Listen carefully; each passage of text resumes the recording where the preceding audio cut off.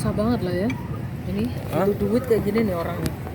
Enggak, sesuatu itu kalau nggak dipaksa kadang-kadang ya nggak jalan. Muka aku loh kayak korban KDRT gini, mun. Tuh jelek banget, mun. Ini HP siapa? Saya agak kesini. Gak mau. Nah, ini ya kesini. Halo, selamat datang kembali. Hari ini saya bersama dengan salah satu lady rocker, lady lawyer dari Kota Malang ya. Kita akan berbincang sedikit mengenai kekerasan dalam rumah tangga dalam perspektif hukum. Karena itu adalah sesuatu yang nampaknya menjadi isu yang sangat luar biasa. Apalagi sekarang ini kan posisi perempuan ketika dihadapkan dengan hukum itu biasanya ada perlakuan yang berbeda. Bukan berarti ini dalam proses peradilannya, tetapi dalam kehidupan sehari-hari seseorang perempuan yang istilahnya berhadapan dengan masalah gitu mbak kan. Itu kan biasanya perempuan itu rentan sekali mendapatkan hal-hal yang tidak baik, seharusnya tidak adil begitu ya. Berbeda dengan halnya laki-laki. Kadang-kadang ketika sedang berhadapan dengan masalah, dia justru punya semacam power lah, karena mungkin laki-laki itu dianggap sosok manusia yang kuat, sementara perempuan adalah sosok manusia yang lemah. Anda sebagai praktisi melihat fenomena KDRT ini seperti apa? Tiba-tiba langsung ke KDRT ya Pak ya? Iya. KDRT itu kan adalah kekerasan yang terjadi dalam rumah tangga. Mayoritas memang korbannya perempuan, dan pelakunya kebanyakan laki-laki, terutama suami ke istri, suami ke anak. Tapi nggak menutup kemungkinan korban itu bisa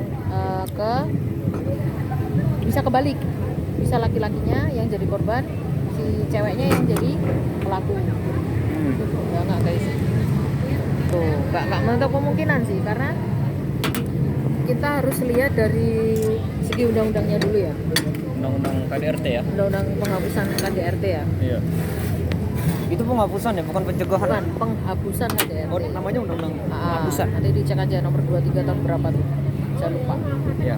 Nah itu undang-undang KDRT itu menyatakan di pengertiannya bahwa KDRT, kekerasan dalam rumah tangga ini terjadi di dalam rumah tangga.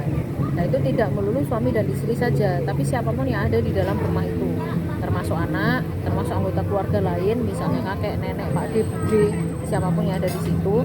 Dan uniknya termasuk juga ART, asisten rumah tangga. Yang dia tinggal di situ bareng sama keluarga itu.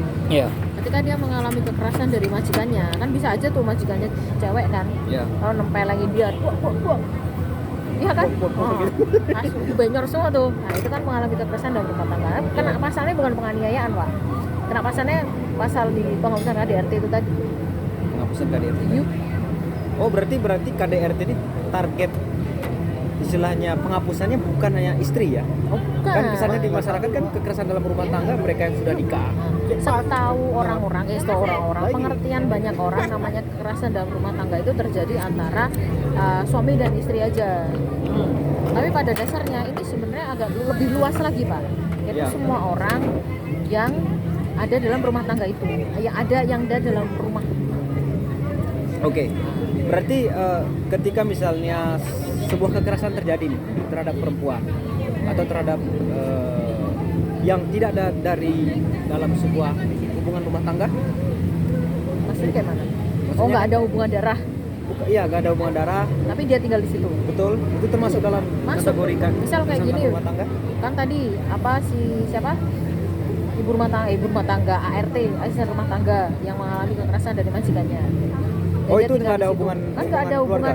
Kan nggak ada hubungan keluarga tuh, ART nggak ada hubungan pernikahan juga? Nggak ada, tapi ketika dia mengalami kekerasan di dalam rumah tangga itu dia masuknya undang-undangnya, si pelaku kena undang-undang KDRT karena dia tinggal di situ, di rumah itu bersama dengan keluarga.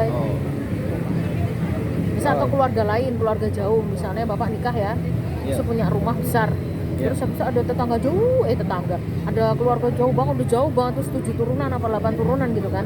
Nah itu dia aku nitipin anakku untuk ikut tinggal di sini, mungkin kuliah atau apa. Ternyata dalam perjalanannya istri bapak nih jengkel sama dia, nempelengin lah nih anak, plak gitu kan. Itu masuknya bukan penganiayaan biasa pak, tapi adalah kekerasan dalam rumah tangga. Karena terjadinya di dalam rumah itu tadi, dalam rumah tangga ini tadi. Oke.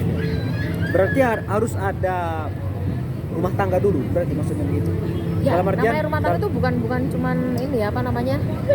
Dalam arti rumah tangga di sini bukan yang suami istri, enggak, jadi sebuah rumah. sebuah rumah. Ya ada keluarga di sini. Oke, maksud saya begini, maksud saya apakah pembatasan soal penghapusan KDRT itu memang sebuah rumah yang memang mereka terikat oleh perkawinan yang sah, atau boleh nggak misalnya kalau ada pasangan, ya pasangan dalam artian yang belum terikat perkawinan tinggal dalam satu rumah tangga, dalam satu rumah, lalu terjadi kekerasan terhadap si perempuan, kekerasan terhadap anak misalnya, atau kekerasan terhadap pembantu. Karena kan zaman sekarang kan ada perubahan ini, ada tren perubahan bahwa kadang-kadang rumah tangga itu tidak dibangun oleh satu hubungan perkawinan yang memang seharusnya. Contohnya kumpul kebo tapi punya anak tuh. Tapi mungkin punya tanggungan, ada yang dititipi misalnya, itu masuk dalam. Misal nih orang kumpul kebo terus kemarin habis itu ada yang titipin anak dari ada titipan anak, atau ada kekerasan lah dalam rumah tangga yang memang basisnya bukan karena perkawinan. Kalau itu ceritanya bukan rumah tangga, kalau menurut saya ya pribadi. Karena gini, pertama kumpul kebo ini kan melawan norma. Melawan norma. Maksudnya yang saya jelaskan di sini bukan yang seperti itu. Misal ada seorang janda, punya anak dua. Nah, dia punya rumah, dia punya anak dua. Terus dia dititipin nenek sama neneknya. Gitu. Terus dia punya ART di situ. Kan dia nggak punya suami, tapi kan ini adalah sebuah keluarga yang meninggali suatu rumah. Ternyata si ibu ini menganiaya si nenek karena saking jengkelnya tuh dia plak. Nah ini bisa kena kumpul kebo. Tapi kalau tadi kumpul kebo nanti malah akhirnya belibet. Pertama, pasangan yang kumpul kebo ini tidak memiliki ikatan perkawinan dan dia tidak sah dalam menjalankan rumah tangga ini. Karena dia tidak melakukan rumah berarti tangga. Kekerasan yang terjadi dalam yang konteksnya begini bukan dalam penghapusan KDRT, tapi mungkin ada pasal yang lain ya. Kalau yang pasangan ini kumpul kebo ini mengalami dia tengkar terus cocok, ini bukan masuk KDRT Pak, karena kan dia tinggal bersamanya ini sudah melawan norma gitu. Berarti maksudnya ke pidana yang lain ya? Gitu, pasti masuknya misal kayak pacaran, kan sekarang banyak kan, alhamdulillah ya, orang pacaran tapi tinggal bareng, nah itu kan, udah tinggal bareng, habis itu cocok, terus pukul-pukulan, ya kan, si ceweknya katakan yang jadi korban. Nah, dia lapor. Kalau dia lapor penghapusan KDRT itu sesat Pak, menurut saya ya. Karena dalam hubungan mereka berdua tinggal ini tidak ada ikatan. Sebagai apa gitu kan? Dan pasti secara pendudukan pun mereka nggak mungkin punya kakak. Iya kan? Nah, jadi mereka tinggal bersama ini pasti kan ilegal. Ketika dia mengalami kekerasan seperti ini si pacar nih, berarti dia melaporkannya penganiayaan biasa. Yang berarti yang diatur dalam KUHP kita. Misalnya KDRT ada undang-undangnya kan begitu Mbak. Apakah di dalam delik yang ada dalam undang-undang khusus seperti itu ada kekhususan nggak? Kan kalau kita tahu misalnya di KUHP itu kan secara umum ya, ada kan delik yang biasa, ada yang delik umum, ada juga delik modelnya aduan. Nah, kalau terjadi misalnya tindak pidana dalam rumah tangga yang kita maksudkan tadi itu, apakah delik yang ada dalam pasal yang mengatur tentang KDRT itu juga sama dengan yang ada di dalam KUHP itu? Enggak dong, kan ini sifatnya udah lex spesialis. Jadi dia diatur secara khusus dalam undang-undang KDRT. Spesialisasinya banyak sebenarnya. Kenapa dia sampai diatur sendiri? Pertama tentang beban pembuktian. Kan kalau dalam KUHP kan suatu tindak pidana itu dikatakan memenuhi unsur pidana atau bisa dijerat pidana, ada dua alat bukti yang sah. Ya kan? Alat bukti kan kita tahu kan ada bukti surat, bukti saksi, bukti petunjuk dan sebagainya itu kan. Tapi kalau dalam KDRT ini nanti coba dicek pasal 55 kalau tidak salah. Itu seorang korban orang Arab ya? Itu bisa merangkap juga menjadi seorang saksi. Korban merangkap sebagai saksi. Jadi dia nanti akan bersaksi dua. Masuk. Arahnya kenapa sih seperti Bukannya ini? orang Arab Arahnya begini. mandiri itu. Kekerasan dalam rumah tangga ini biasanya terjadi tanpa ada saksi, hanya pelaku sama korban aja. Kalau dipaksakan untuk mencari saksi lagi satu, itu pasti akan menjadi hal yang susah. Soalnya wapit. Untuk itu undang-undang itu mengcover. Tapi ya Nah, mengcover itu saksinya ya si korban ini gitu loh. Kalau pelaku kan kebanyakan pasti dia akan mengingkari apa yang dia lakukan. Nah, kalau namanya kekerasan dalam rumah tangga, kalau dia kekerasan fisik, pasti kan nanti ada yang namanya visum. Kan sudah masuk bukti surat tuh. Korban bisa dijadikan sekaligus saksi. Berarti kan 2 alat itu. Kan sudah pas. Minimal kan udah terpenuhi kan. Kalau dia kekerasan psikis, kan ada keterangan ahli berupa pemeriksaan psikologis. Dari psikolog. Bukti surat. Bisa masuk bukti surat, bisa masuk bukti petunjuk. Korbannya jadi saksi. Sekaligus saksi. Kan 2 lagi, Pak. Jadi tidak menyalahi KUHAP, tapi dipermudah untuk mendapatkan saksi. Kecuali misal di rumah itu orang kaya ya, ada CCTV-nya. Nah, itu bisa jadi bukti petunjuk juga. Itu kalau CCTV kan elektronik sepanjang ini kan dianalogikan sebagai bukti petunjuk. Bukti petunjuk. Berarti misalnya untuk pembagiannya sendiri bukan hanya kekerasan dalam bentuk fisik ya.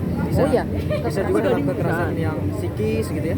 Antara lain kan ada kekerasan fisik yang pertama. Itu kan yang kelihatan ya, yang ditampar, yang dipukul, yang ketika di visum itu kelihatan. Tendang. Tendang. Cubit termasuk nggak itu? Cubit kok sampai kelihatan, Pak. Sampai biru. Kelihatan apa ya? Memar. Kan itu kalau keras kan memar di visum bisa, Pak. Iya. Kecuali cuma dipegang-pegang aja beda di cerita ya. Kedua, kekerasan psikis, Pak. Nah, psikis ini biasanya menimbulkan trauma, ketakutan, gelisah yang nggak wajar gitu lah. Nah, itu dua. Terus kemudian mengabaikan penelantaran. Misal nih orang tua nih ya, tidak menafkahi anaknya. Misal anaknya masih kecil, Termasuk kekerasan. penelantaran atau tidak menafkahi istri. Ini sering terjadi, Pak, sama sering terjadi, ada laporan di kepolisian ya. Kita sering menangani perkara yang istri tidak dinafkahi oleh suaminya. Kita laporkan ke Maksudnya koktail ini? Ya, maksudnya Berarti diatur juga dalam undang-undang. Ya, masuk jadi. Itu kategori apa penelantaran? Penelantaran. Terus yang satu lagi tidak menjalankan kewajiban. Misalnya kayak gini, tidak menjalankan kewajiban itu. Dia di rumah itu merawat juga seorang neneknya dia, tapi dia tidak memberi makan, tidak mestinya. Misal si nenek ini lumpuh ya, dia makan harus disuapin, dia mandi harus dimandiin, tapi dia tidak menjalankan kewajibannya itu bisa kena juga. Itu pengabaian maksudnya.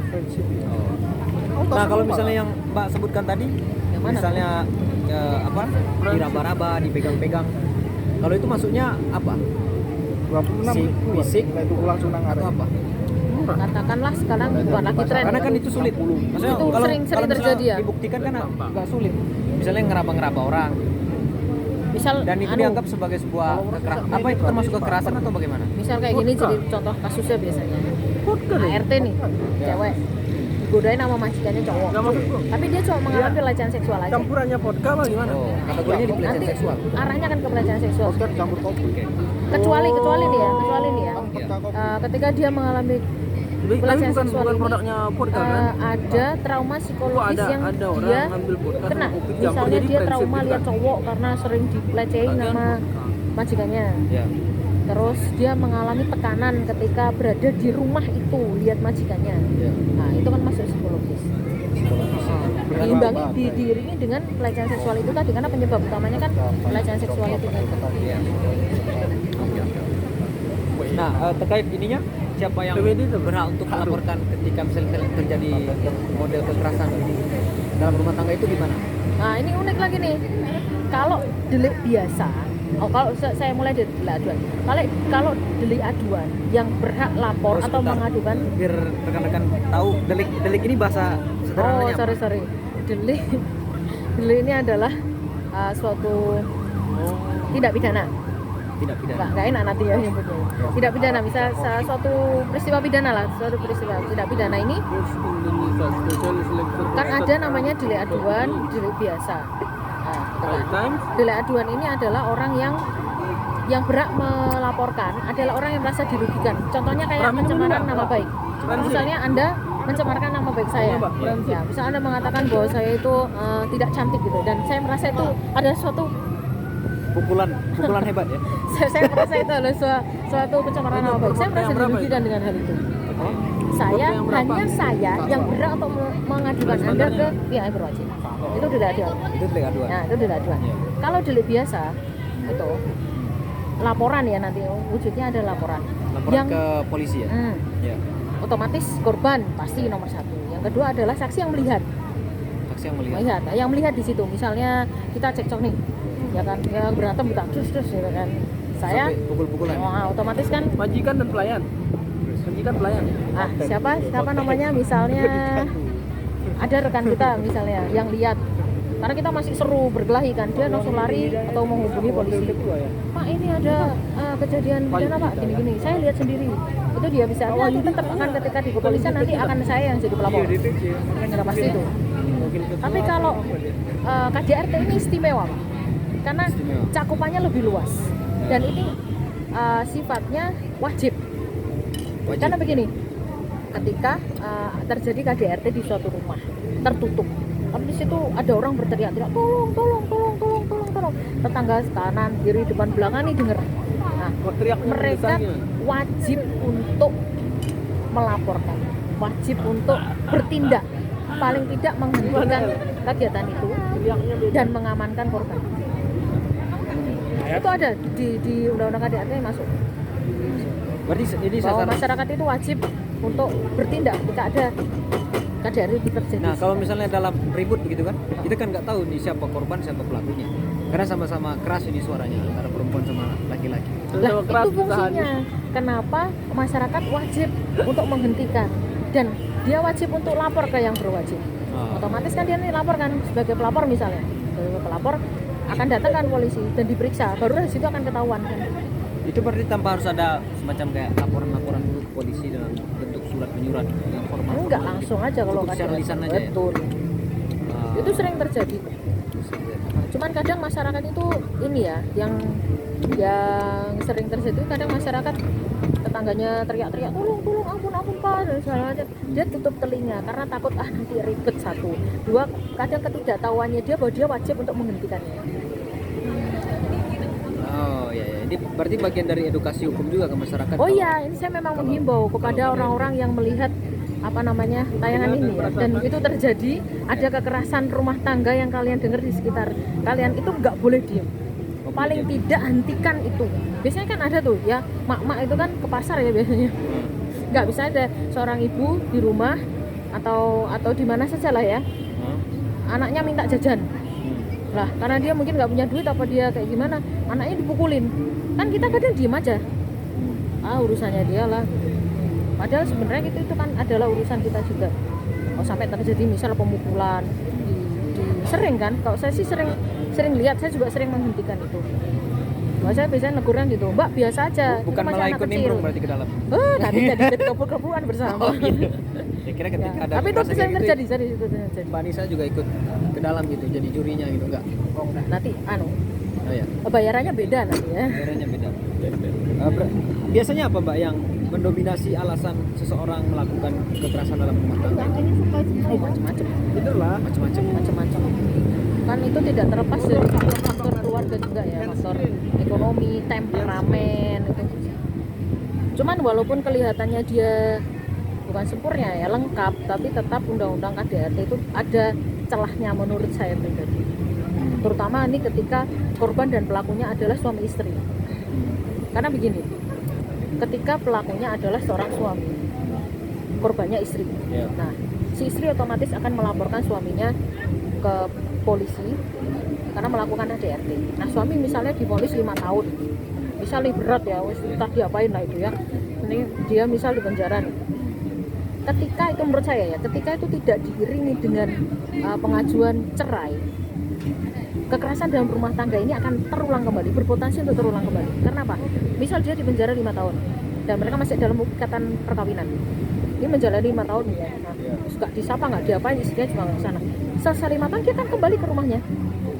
Karena dia merasa, kamu masih istriku, kamu masih harus Masih menjalankan ada hak dan kewajiban-kewajiban. kewajiban. Nah, Ya. datang kembali mereka berumah tangga itu memiliki potensi KDRT yang jauh lebih besar. Jadi kalau menurut hemat saya, ketika KDRT itu terjadi antara suami dan istri, harus diiringi dengan itu tadi apa, perceraian. Ya. Memang kelihatannya seperti saran yang tidak baik ya, tapi daripada Jangan KDRT itu terjadi lagi itu malah lebih tidak baik lagi. Oke. Tapi itu pendapat pribadi saya, terserah Bagi yang saya. Ya. Kalau untuk misalnya delik tadi dikatakan bahwa ini orang yang melihat di samping itu bisa untuk melaporkan. Itu apakah deliknya itu bisa, atau laporan yang sudah diajukan ke pihak yang berwajib apakah bisa dicabut? itu kan nanti urusannya kalau teori kan namanya laporan tidak boleh dicabut dan tidak bisa dicabut kan, itu namanya laporan. Cuman kan kadang sekarang ada namanya restoratif justice dan lain sebagainya. Itu kan sifatnya akan berbeda lagi, melihat nanti kadar kekerasannya seperti apa, kejadiannya seperti apa. Jangan-jangan mereka dua pihak nih saling sama-sama salah, sama-sama saling memukul, cuman yang satunya parah, satunya enggak. Ada yang parah pura-pura sih. Kalau yang parah kan mesti akan diidentifikasikan jadi korban. Nanti kan seiring berjalannya penyelidikan dan penyidikan akan ketahuan, dan endingnya seperti apa pun akan diubah. Berarti begini Mbak, berarti dalam kaitannya dengan KDRT ini, kalau misalnya ini berlanjut ke tahap laporan ke kepolisian, itu memang sudah barang tentu ya, namanya memang setiap pidana itu kan memang pembuktian itu penting sekali. Kita tahu bahwa pembuktian itu, bukti harus lebih terang daripada cahaya, kan begitu istilahnya dalam dunia hukum kita kan begitu ya. Selama misalnya Prof Edi kan pernah menyebut itu ya, bukti harus lebih terang dari cahaya. Nah kalau misalnya buktinya itu hanya sekedar asumsi, dugaan ya kan, itu berarti menjadi sesuatu yang nanti akan menjadi pertimbangan di kepolisian ya. Pasti. Itu tadi makanya komponen dalam menentukan bukti khususnya untuk KDRT itu kan memang tidak bisa satu aspek. Itu kan harus banyak, walaupun itu terjadi hanya pelaku dan korban saja. Kalau kekerasan fisik pun kan ada buktinya visum. Kalau kekerasan psikis ada psikolog, kan begitu. Itu satu. Yang itu kan sudah masuk dalam saksi dan dokumen, karena dia korbannya bisa jadi saksi. Nah, bukti saksi masuk kan ada dua tuh. Tergantung nanti bagaimana pola penyidikannya lebih lanjut lagi. Nah, biasanya di tengah-tengah ketika sudah ada kayak gitu akan ada pengakuan dari pelaku, masuk lagi buktinya kan gitu. Ketika sudah pas kan itu bisa saja masuk. Nah, misalnya begini, ada seorang istri dikebukin sama suaminya kan gitu. Tahu Rono tapi Jadi misalnya untuk menguatkan laporannya ke pihak berwajib, kan kita kenal ada Betul.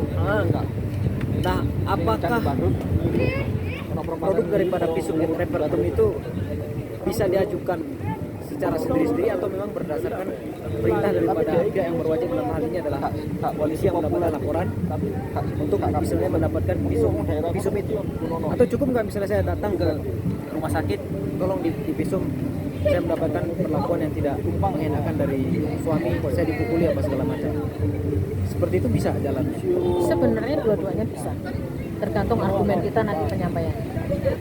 Maksudnya keabsahan pembuktian visum itu apakah harus berdasarkan perintah dari kepolisian, ataukah karena ini memang polisinya jauh gitu ya, lebih jauh kantor polisi daripada rumah sakit misalnya, sudahlah saya visum aja dulu, tanpa harus laporkan ke Kalau kepolisian. ikut hukum kebiasaan, Ya, kita lapor dulu baru dapat surat visum. itu Kebiasaan yang biasa kita lakukan dalam pendampingan dan lain sebagainya. Tapi ada hal-hal tertentu yang itu dikesampingkan. Dalam arti seperti ini, ketika KDRT itu terjadi berulang-ulang dan si istri memang dia misalnya dapat perlakuan kekerasan satu kali, benjol di sini apa di mana, dia visum sendiri sampai banyak. Ini akan juga jadi bukti bahwa kekerasan itu tidak terjadi sekali. Itu bisa. ya. Pada dasarnya kan kalau visum kan semakin mengantuk. kan itu hanya prosedural saja. Apakah kita visum sendiri atau disuruh oleh kepolisian, itu hanya prosedural saja. Tapi pada intinya ketika itu ada bukti kekerasan di situ bisa saja. Nah, selama ini misalnya kalau untuk masyarakat yang memang belum tahu, kan begini kadang-kadang kadang-kadang masyarakat kita yang belum mengerti tentang hukum itu, segala kekerasan yang dilakukan oleh seorang suami terhadap istrinya itu adalah dianggap hal yang biasa. Sering. Misalnya kan orang termasuk misalnya body shaming lah, atau pelayananmu kurang memuaskan misalnya nih, kamu ini kok nggak taat Ya, suami paling sering apa itu. segala macam ya. Apakah model-model ini bisa dianggap sebagai sebuah kekerasan yang ujung-ujungnya bisa dipidanakan? Kembali lagi dampak dari perbuatan itu, kekerasan fisik atau kekerasan psikis kan gitu. Oke. Ketika misal dibilang ya, kamu nih nggak Nggak bagus telaten. lah. Misalnya dia body shaming, ya kamu sekarang kok gendutan sih, aku nggak mau sama kamu. Misal gitu, ada sering terjadi di dalam rumah tangga seperti itu.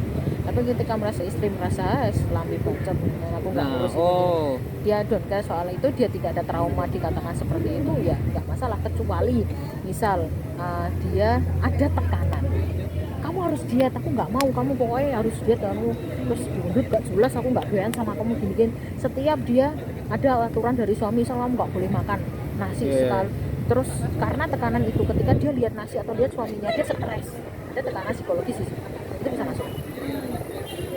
Atau ekstrimnya, kadang ada yang sampai psikis, sampai fisik. Saking jengkelnya, kalau fisik enak, langsung Ada aja.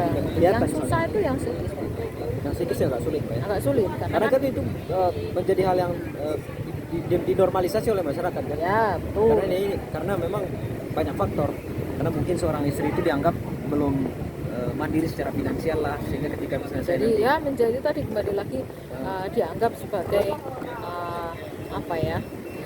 nanti second ya, maksudnya bukan suatu pemeran utama dalam kehidupan ini. Ya udahlah, kamu tanpa aku apa artinya? Kadang seperti itu, apalagi bagi para istri yang belum tahu kalau kesetaraan itu sudah digaungkan gimana. kesetaraan itu justru digaungkan. Walaupun kesetaraan itu bukan Anda mikul 1 kilo, Anda mikul 1 ton beras, saya juga harus mikul 1 ton beras kan, enggak? Meskipun tidak juga. Ada perbedaan lah di situ. Ada perbedaan, misalnya beban dan segala macam. Tapi memang hal-hal yang semacam ini kalau memang nggak terus masyarakat kita untuk diedukasi soal Pasti. posisi perempuan dan laki-laki dalam hubungan rumah tangga itu kan jadi hal yang biasa. Ya sudahlah, kalau memang saya dibilang suami begini, ya sudah saya nurut aja, kan kadang-kadang kan begitu ya. Ya memang berarti sebuah rumah tangga itu paling rentan terjadi masalah-masalah yang justru berakhir pidana ya. Pidana atau perceraian, pilihannya hanya ada dua itu. Pidana atau perceraian.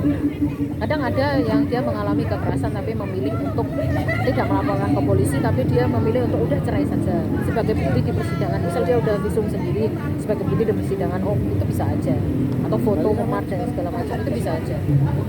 Kalau perceraian saya kira lebih Nanti tanggal 4 mau private balik ya. ke Jadi Kaltim. dalam pemeriksaannya pun juga cepat. Tapi kan efeknya hanya perkawinan ini putus. Atau kalau punya anak, asuh anaknya jadi ke ibunya, kalau ibunya yang benar ke bapaknya, kalau bapaknya yang benar. Kalau pidana kan ada efek jera di situ. Berarti ya, untuk misalnya kekerasan dalam rumah tangga ini meskipun itu ranahnya adalah pidana, tapi dalam kasus untuk penyelesaian terhadap kekerasan tersebut jalur perdata juga bisa diambil. Jadi melawan perceraian juga bisa diambil. Iya. Cuman efeknya aja yang berbeda. Kalau pidana kan efek jera, juga di penjara. Kalau yang perdata kan efeknya ya putus perkawinan. Biasa memang. Apakah termasuk Pak kekerasan dalam rumah tangga itu sebagai bagian dari alasan yang bisa diajukan ke pengadilan untuk menjadi pengajuan perceraian misalnya? Oh, bisa banget. Itu menjadi poin yang utama. Ketika salah satu atau dua-duanya melakukan kekerasan. Ya. Nah, kalau dalam kaitannya dengan kekerasan dalam rumah tangga tadi bisa diajukan ini sudah ada visumnya misalnya. Misal paling enak tuh begini. Biasanya istri cerdas yang mengalami kekerasan rumah tangga itu begini. Dia mengalami kekerasan dalam rumah tangga. Jadi dia laporkan ke polisi, dia melakukan visum, otomatis kan biasanya kan ngikutin itu visum. Bersamaan dengan itu dia mengajukan perceraian. Visum yang dijadikan bukti di dalam ini juga dijadikan bukti, atau atau bukti laporan saja, dia sudah melaporkan suaminya dan ini misal sudah sidik ya, ini sudah jadi suatu bukti bahwa si laki-laki telah melakukan kekerasan, itu mencukupi kan? Oh, berarti itu nanti mempermudah keyakinan hakim untuk Ya. bisa memutus bahwa Kalau rumah tangga ini perceraian memang kan tidak. simpel saja. Ketika hakim akan melihat perkawinan ini masih bisa nyambung, ketika nggak bisa nyambung ya pasti akan dipedot sama hakim. Udah pasti itu aja. Oke. Baik. Selain misalnya ke kepolisian, Pak, apakah misalnya dalam undang-undang penghapusan kekerasan dalam rumah tangga itu ada tempat-tempat lain yang mungkin bisa kita jadikan rujukan ketika menghadapi kekerasan dalam rumah tangga ini? Ya kalau mau soft dalam arti kalau ke pidana itu galak ada efek jera, kalau ke perceraian itu efeknya putus perkawinan. Tapi kalau masih sayang, masih merasa perilaku itu tidak terlalu mengganggu atau bisa dimaafkan, ya dimediasi antar keluarga, itu bisa aja. Terus kalau dalam kaitannya dengan adanya Komnas Perempuan, Nah dan itu anak. salah satunya Komnas Perempuan dan Anak, dia akan memberikan rekomendasi apa yang harus dilakukan oleh biasanya si arahnya nanti akan dimediasi terlebih dahulu. Kan memang segala perkara itu kan apalagi mengandung dengan kalau KDRT kan samar kan, dalam arti apa namanya antar keluarga ya, ketika itu masih bisa didamaikan dan dia merasa istrinya ya udahlah aku juga nggak ini, apalagi terutama itu psikis ya, dia masih bisa. Nah, Komnas Perempuan biasanya lebih ke perlindungan gitu. Nanti endingnya akan rekomendasi. Oh, endingnya kalau Komnas itu lebih ke rekomendasi. Oke. Baik, rekan-rekan, itu tadi pembahasan singkat dengan 30 menit ya. pengacara perempuan dari Malang atau disebut dengan lady lawyer. Semoga video ini membantu Dan bermanfaat. dan selamat menjalankan aktivitas.